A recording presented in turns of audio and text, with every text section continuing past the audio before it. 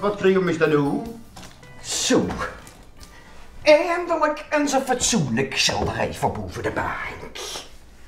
Zeg, wat kost dat niet?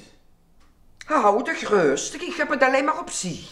Op zich? Ah. Zeg, en wat stelt het voor? Wat stelt het voor? Wat stelt het voor? Twijn, dat is modern. Oh, dat het modern. Zeg, en volgens wie is het gaat van een hoes, zal er dingen verf over had. Als ze maar niet meest, dan is dat met zijn nog een hoed geven. Daar niet. Wat heb ik toch oets in die mens gezien? Kunst. Nou, dan kun je denken aan TEFAF, musea, culturele hoofdstad 2018. We vinden kunst vaak duur en onbereikbaar. En sommige vormen van kunst, daar snappen we helemaal niks van. Nou, in deze aflevering willen we laten zien dat in iedere huiskamer echte betaalbare kunst kan hangen. En dat je creatiever bent dan je zelf denkt. En wat we zeker willen laten zien is dat je van kunst vrolijk wordt. En dat het kleur geeft aan je leven.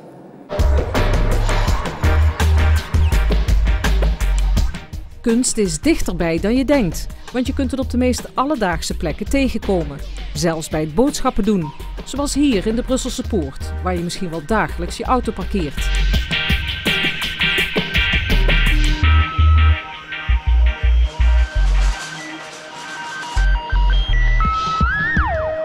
Is deze muurschildering je wel eens opgevallen? Hij bestaat al ruim 40 jaar. Grandioos, hè? Ik denk, godverdorie, die ziet er fantastisch uit, die muur. Hè? Eigenlijk de mooiste muur van Maastricht.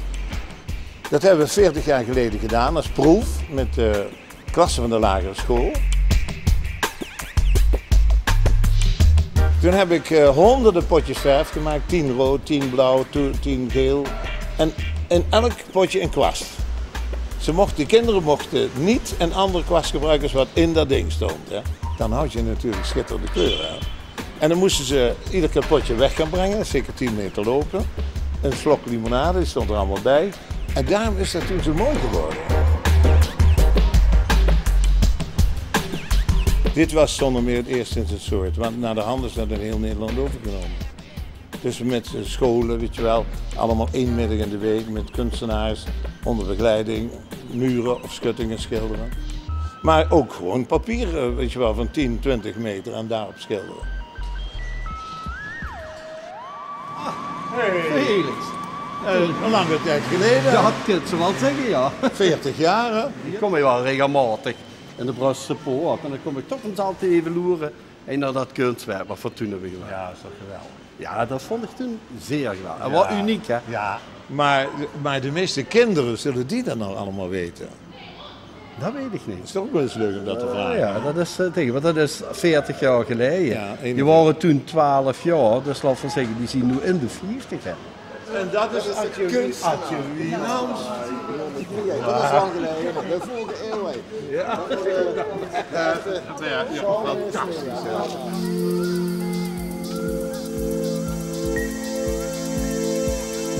Nou, welkom in mijn atelierruimte. Als je nou nooit iets gedaan hebt op het gebied van zelf kunst maken, is er dan nog hoop? Nou, mogelijkheden genoeg. Je kunt bijvoorbeeld een cursus beeldhouwen gaan doen, of op teken- of schilderles, of je gaat aan de slag met klei. Je moet eigenlijk helemaal niks kunnen. Creativiteit, dat zit in iedereen. En soms weet je het zelf nog niet, maar met een paar lessen, basislessen, leer je heel snel die creativiteit eigenlijk naar boven brengen. Dus die moest ook voor onderzoek weg. Dat is waar, hè? Ja. Dat had je goed gedaan, hè, die pinnen erin. Je leert dus eigenlijk tijdens de technieken van het materiaal, leer je je eigen fantasie omzetten in een beeld. En geloof me, dat kan iedereen. Goed dat je een ijzerdraadje hebt genomen. Ja, ik heb een vriendin van mij, die heeft me dat... Ja. Nou, we gebruiken verschillende technieken om de keramiek eigenlijk te bewerken. Och, dit is de beroemde... Maar... Waar we dat glas hebben weggehaald. Ja. Goed, het is echt leuk is die, hè? Een techniek van glas in glazuur leggen. Dat ook weer meebakken in de tweede bak, hè, 1050 graden. En dat heeft zich helemaal geëgaliseerd met de glazuur. Nou ja, prachtig effect, hè? Hallo. Hoi.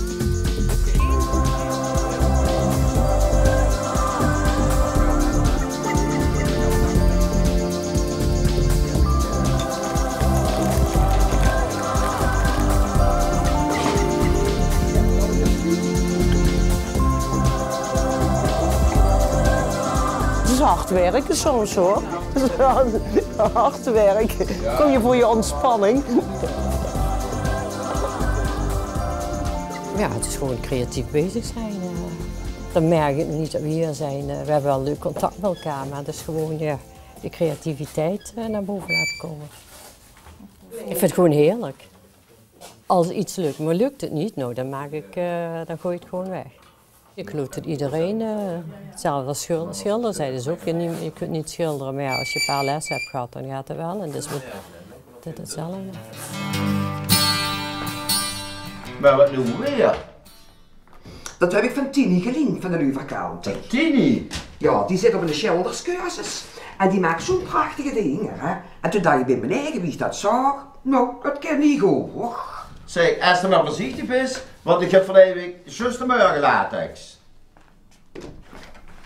Zeg, vroeger, hè, de toes bij ons hadden we een heel schoon schilderij hangen van zo'n jankend zigeunerjungske.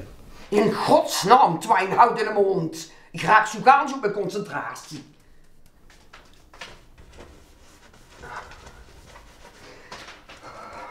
Ja.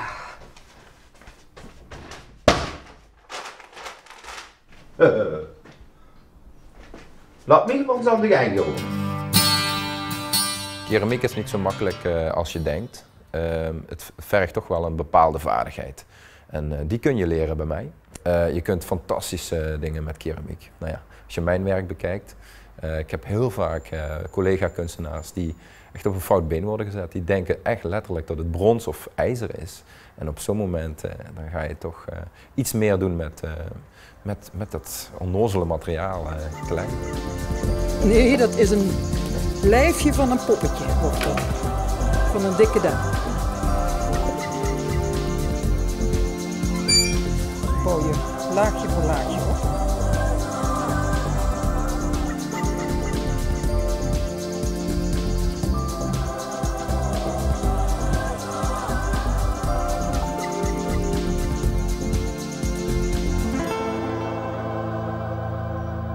We hebben dit ontdekt met Kunsttour. Toen had Sander open huis. En daar zijn we naar binnen gegaan. En ik wilde dit al heel lang, maar ik wist nooit waar. En bij Sander daar stond een heel groot beeld. In een badpak en zo'n mooie dikke dame. En ik zeg, dat wil ik maken, dat ga ik doen. En het eerste jaar was alleen maar iets creëren. En dan ging het de oven in en dan kwam het in 1000 stukken er weer uit. En moedeloos werd je ervan. Uiteindelijk wordt het wel wat. Duurt altijd even. Jongens, de resultaten. Nou, deze is Wauw, ja, dat is mooi. goed gelukt, hè? Ik ga hem op het hout zetten, want hij is te warm om aan te nemen. Ik ga die even aan de kant zetten, zodat... Pas op.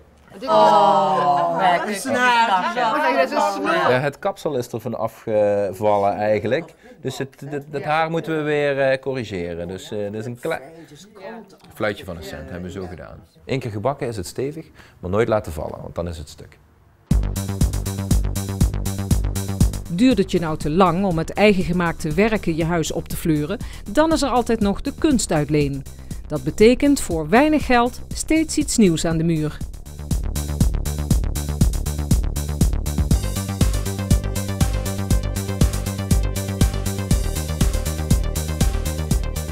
Die is mooi. Ja, het is een hele rank figuurtje. Prachtig voor op de piano. Ja. Toen wij pas getrouwd waren en het niet zo breed hadden, toen hebben we het huis volgehangen met foto's. En posters. En posters, ja. Weliswaar een leuke lijst. Maar ja, dat is het niet. Een echt kunstwerk. En liefst niet achter glas, vinden wij zelf. Vinden wij eigenlijk het allermooiste. Hier bestaat de mogelijkheid om toch voor een gering bedrag ieder half jaar ook nog iets nieuws in huis te hebben hangen. Dus, dat vonden we heel aardig. Ja, onze smaak is in de loop der jaren zeker veranderd. In het begin waren we erg voorzichtig. Voorzichtig met kleur, voorzichtig met grootte. Wat we ook doen is dat we zoeken naar kleuren die combineren met de rest van de inrichting. Wij zijn kunstliefhebbers, kun je wel zeggen. Hè? We zijn toch al menig jaartje ook hier lid van de kunstuitleen. Zeker meer dan 10 jaar zijn we lid hier. Ja. Ja. Dit is bijvoorbeeld een werk van Jacques Vreken. Dat is een Limburgse kunstenaar.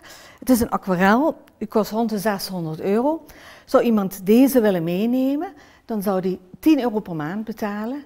waarvan €5 als kooptegoed wordt gereserveerd. Je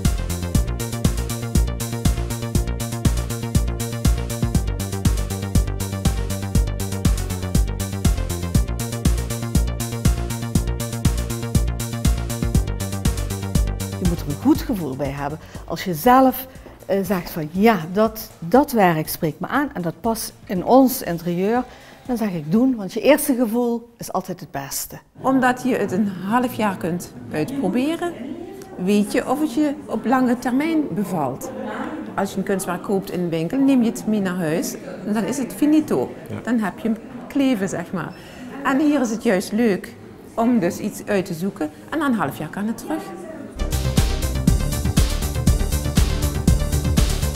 We zijn het toch vaker niet eens met elkaar. Ja, dan praat je erover en dan wordt er een beslissing genomen. En degene die dan denkt van nou, ik vind het niet zo leuk, die neemt er genoegen mee omdat het na een half jaar toch weer terug kan.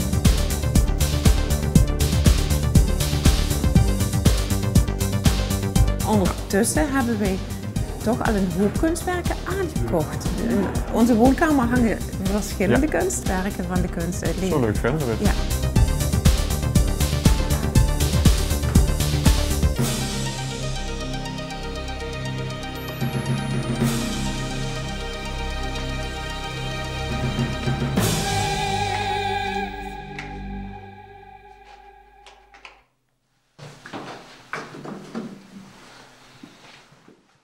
En Jan en Katja, tevreden?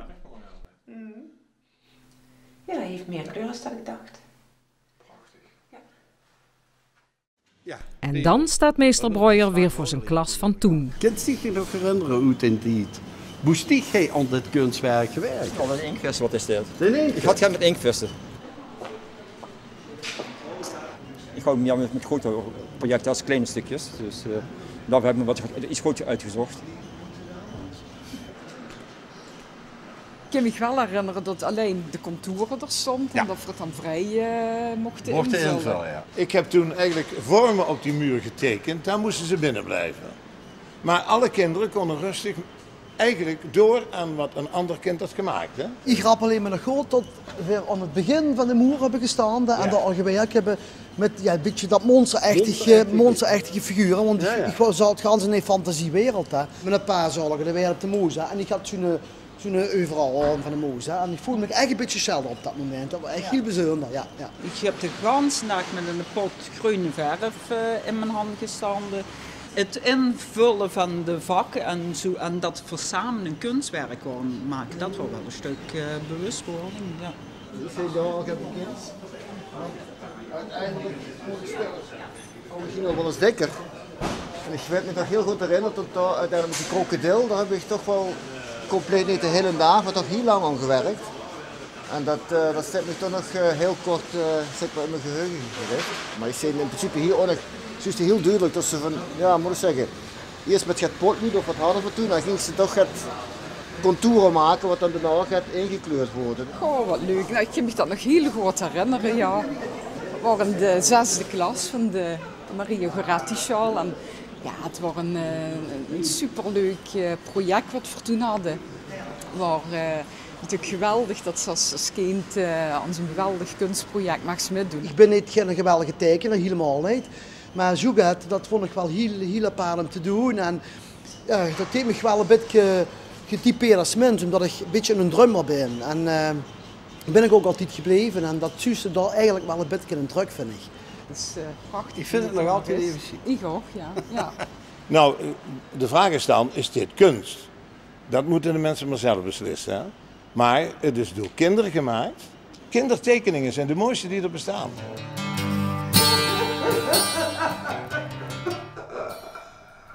Maar, Irma, wat is?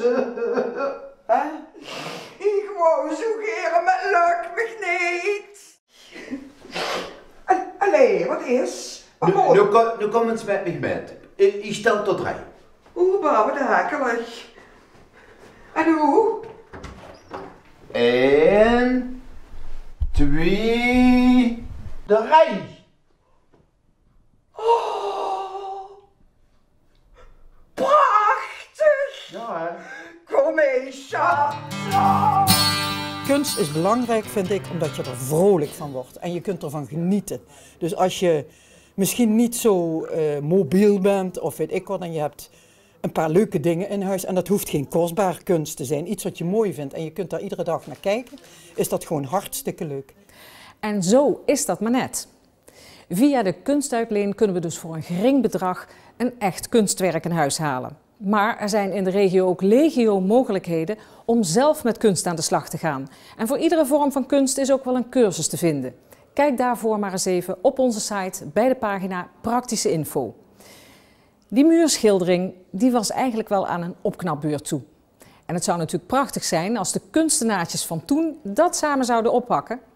Was u nou een van hen? Vindt u het leuk om mee te helpen en daarbij ook nog oud-klasgenoten tegen te komen? Schrijf dan even een mailtje naar info@gootverein.nl. En daarmee zit deze aflevering er weer op. We zien u heel graag weer bij de volgende aflevering van Gootverein. Tot dan!